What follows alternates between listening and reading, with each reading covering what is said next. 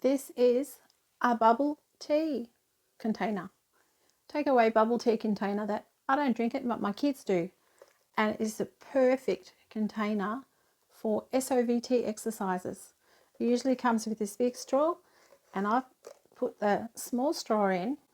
Before I teach, I do major third slides from the bottom of the range to the top of the range. I only put the straw in about 1.5 centimeters or half an inch. Start on the bottom of my range.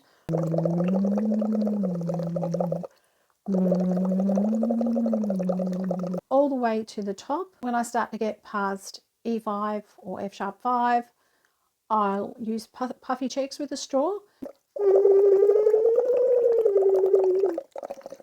See the puffy cheeks?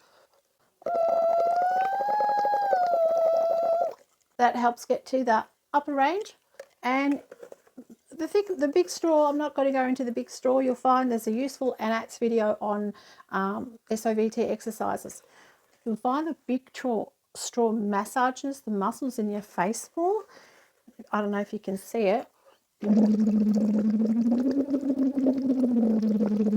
I'm Dot from Dot Singing, and this is the SOVT Bubble Tea Double Trouble SOVT straw thingy.